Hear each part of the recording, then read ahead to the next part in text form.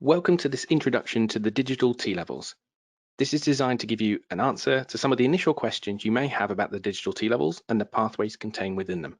But I will include additional information at the end of how you can get additional support for the digital area.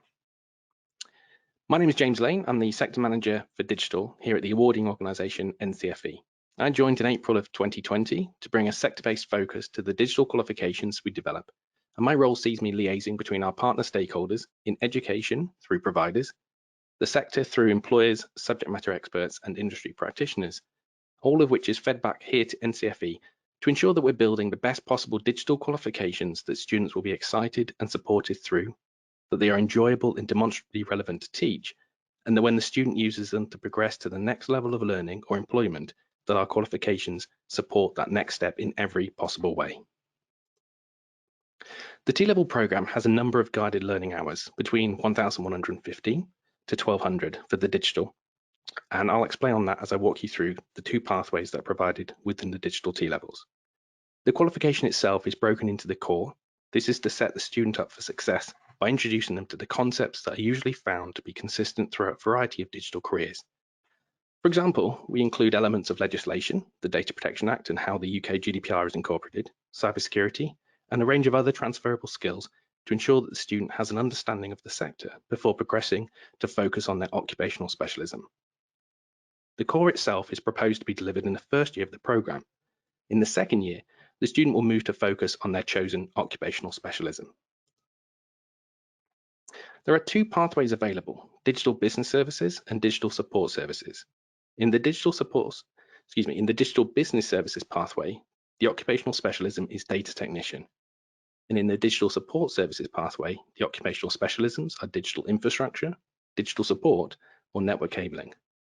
There are two routes that the student may choose, but they are obviously influenced by which pathway and subsequently which occupational specialism you choose to offer at your centre.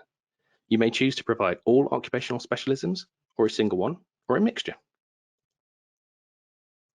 In order to support your conversations and recruitment efforts for the T-level programme, I wanted to share some of the job roles that we had envisaged when we were designing these qualifications.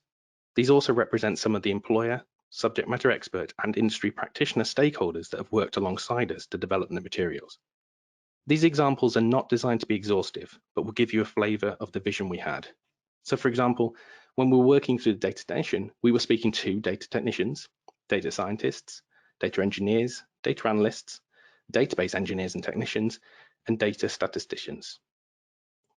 When we were looking at digital infrastructure, we spoke to infrastructure engineers, architects, infrastructure managers, business analysts, infrastructure support specialists, systems engineers, infrastructure specialists, cybersecurity professionals, and network security.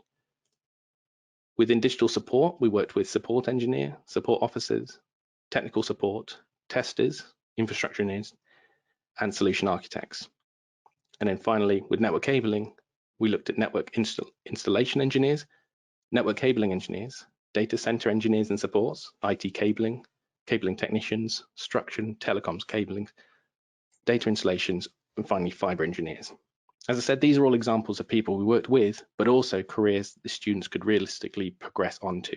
This is the vision we had. It's not exhaustive, like I said, but it gives you a good flavour.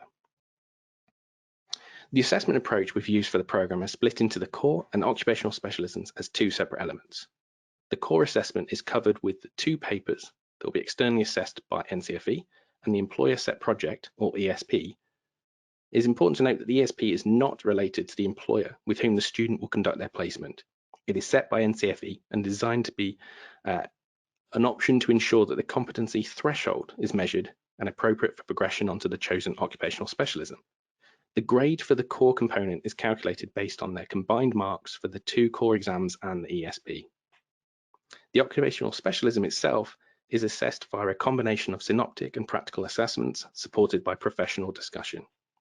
The students must achieve at least a grade E for the core component and a pass grade for the occupational specialism before being awarded the TQ overall.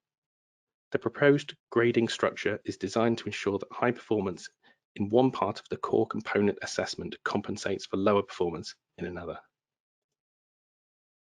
Industry placements give students an opportunity to develop their practical and technical skills in a role directly relevant to their chosen occupational specialism. Of course, they also give employers the chance to ensure that the students are developing the skills and experience the industry needs. They are driven by the centres, and so it's essential to visit existing links you have with employers and of course explore new connections in order to achieve this vital part of the overall programme. The placements can vary in length, but must last for a minimum of 315 hours, which is about 45 days, and that's not including lunch breaks. They will make up around 20% of the course, with the students spending about 80% of their time in the classroom. Now that brings me to the end of this walkthrough. The information I've provided here is admittedly high level and designed to give you an introduction into the programme.